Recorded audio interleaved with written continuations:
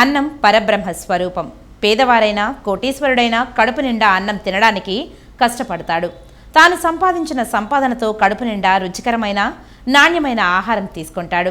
ప్రపంచంలో సర్వ మానవులు జీవులు కూడా ఆహారం కోసం పనులు చేస్తుంటాయి. ఆహారం కొందరికి సులభంగా అందుతుంది, మరికొందరికి కష్టంగా ఉంటుంది, ఇంకొందరికి అన్నమే కరువవుతుంది. ఈ నేపథ్యంలో అన్నం కోసం ఎందరో పేద బతుకులు నానా అవస్థలు పడుతుండడం మనం చూస్తూనే ఉంటాం. చాలామంది పేదవారు ఉండడానికి కూడు, తినడానికి తిండి లేక భిక్షమెత్తుకొని ఊరు తిరుగుతూ తమ కుటుంబాన్ని పోషించుకుంటున్నారు. ఇలాంటి తరుణంలో గత తెలుగుదేశం ప్రభుత్వం కేవలం 5 రూపాయలకే పేదవాడు కడుపు నిండా తినడానికి పథకాన్ని అన్నా క్యాంటీన్ పేరుతో ప్రారంభించింది.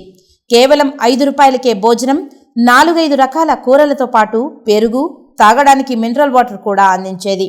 తెలుగుదేశం ప్రభుత్వం 2014 నుంచి 2019 వరకు తమ పాలనలో రాష్ట్రంలో పలు కేంద్రాలలో అన్నా క్యాంటీన్ పేరుతో పేద ప్రజలకు కడుపు నిండా అన్నాన్ని అందించింది.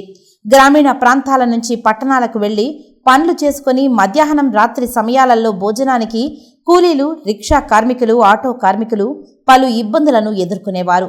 దీనిని గమనించిన తెలుగుదేశం ప్రభుత్వం అన్నా క్యాంటీన్లను ప్రారంభించింది. ఇక్కడ 3 పూటల 15 రూపాయలకే మంచి భోజనం లభించేది. కాగా 2019 నుంచి 2024 వరకు వైఎస్ఆర్ ప్రభుత్వం జగన్మోహన్ రెడ్డి అన్నా క్యాంటీన్లలో పూర్తిగా రద్దు చేసింది. దీంతో కూలీ నాలీ చేసుకునే జనం, ప్రభుత్వ ఆసుపత్రులకు, ఇతర ప్రాంతాల నుంచి వచ్చే జనం భోజనానికి చాలా ఇబ్బందులను ఎదుర్కొనేవారు.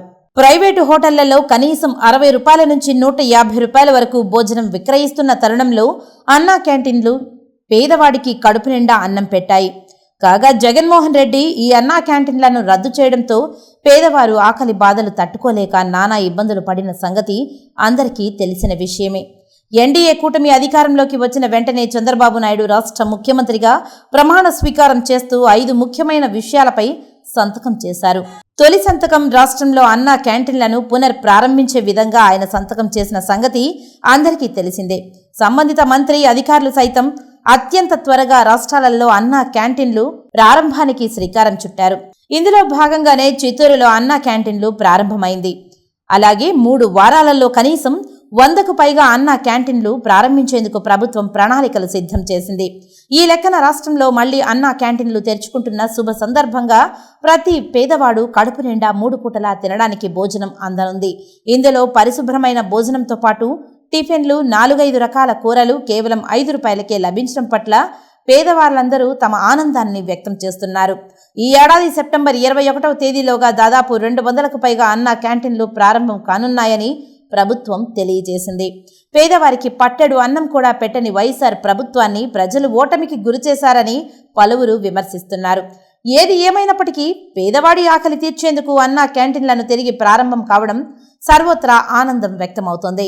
చంద్రబాబు నాయుడు గారు తీసుకునే నిర్ణయాల్లో తిరుపతికి అన్నా క్యాంటీన్ అనేది చాలా ఇంపార్టెంట్. మన ఆంధ్రప్రదేశ్లో ఉన్నటువంటి అన్ని పట్టణాల్లోకైనా కీలకమైన పట్టణం తిరుపతి. ఈ తిరుపతిలో చాలామంది అన్ని రాష్ట్రాలకు సంబంధించిన వాళ్ళు కింద స్థాయి అంటే రిక్షా తొక్కేత నుంచి అన్ని రకాల లేబర్లు కూడా ఇక్కడ ఉన్నారు. అదేవిధంగా వాళ్ళందరూ కూడా 3 పూట్ల చక్కగా తినేసి వాళ్ళు చేసుకున్నటువంటి జీతాలకి, వాళ్ళకు వచ్చే లేబర్కి, వాళ్ళు తినేదానికి చాలా ఆనందంగా ఉన్నారు.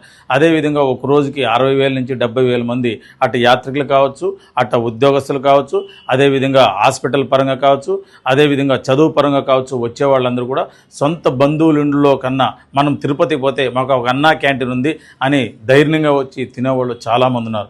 అందుకోసం మనకున్నటువంటి ఆంధ్రప్రదేశ్ రాష్ట్రాలు అన్నిటికైనా తిరుపతిలో ఈ అన్నా క్యాంటీన్ చాలా ఇంపార్టెంట్. కాబట్టి చంద్రబాబు నాయుడు గారు తీసుకున్న నిర్ణయాలు డిఎస్సి అయితేనేమి, అదేవిధంగా పెన్షన్లు అయితేనేమి, వాటన్నిటికన్నా చాలా ఇంపార్టెంట్ ఏమంటే తిరుపతిలో అన్నా క్యాంటీన్ చాలా ఇంపార్టెంట్. ఈరోజు 5 రూపాయలకు స్వచ్ఛందంగా చాలా వరకు వాళ్ళు చేసుకున్నటువంటి లేబర్లో 500 రూపాయలు వచ్చిందంటే వాళ్ళు 3 పూట్ల సరే 15 రూపాయలు తినేసి 400 రూపాయలు వాళ్ళైతే ఎవరైతే నమ్ముకున్నారో వాళ్ళ భార్య పిల్లలకి ఇచ్చి వాళ్ళ చదువు పరంగా వాళ్ళకి కావాల్సిన విధంగా ఉండాలంటే తిరుపతిలో మనం చేసుకొని మనం 5 రూపాయలకే భోజనం చేసే విధానం వచ్చింది.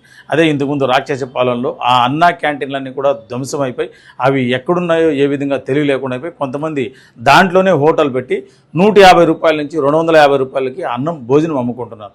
అలాంటి కార్యక్రమాలు ఉండకూడదని ఈరోజు చాలామంది అన్నం తినకుండా ఆకలితో పస్తులు పడుకున్న వాళ్ళకి భగవంతుడు సన్నిధిలో తిరుపతిలో ఈ అన్నా క్యాంటీన్ మనిషికి 2 కళ్ళు ఎంత ఇంపార్టెంటో తిరుపతిలో అన్నా క్యాంటీన్ అంత ఇంపార్టెంట్ కాబట్టి ఈ తీసుకునే నిర్ణయాలు మొట్టమొదటిసారిగా అన్నిటికీ పెట్టిన 5 సంతకాల కన్నా ఈ అన్నా క్యాంటీన్ అనేది చాలా ఉపయోగపడుతుంది. దీనిపైన మొన్న కూడా అన్నీ చూసి ఈ క్యాంటీన్లన్నీ కూడా పర్యవేక్షించి దాన్ని ఏ విధంగా చేయాలి, ఏ విధంగా మాడిఫికేషన్ చేయాలని అసెంబ్లీలో అడుగు పెడతానే ముఖ్యంగా అన్నా క్యాంటీన్ అనేది చాలా ఇంపార్టెంట్గా అందరికీ ఎమ్మెల్యేలు కూడా చెప్పాడు. తిరుపతిలో ఈ అన్నా క్యాంటీన్ అని ఉపయోగపడేదానికి వెంకటేశ్వర స్వామి దగ్గర ఉన్నటువంటి అన్నా క్యాంటీన్ కూడా దానికన్నా ప్రాధాన్యత ఇచ్చి చక్కటి భోజనం, మంచి సాంబారు, మంచి అన్నం, మంచి రసం పెట్టి క్వాలిటీతో ఇచ్చి అందరూ చక్కగా భోంచేసే విధంగా ఈ కార్యక్రమం జరుగుతుంది. అన్నా క్యాంటీన్ ఈ ఉత్సవం చిత్తూరు నియోజకవర్గంలో జరగడం చాలా ఆనందకరంగా ఉంది.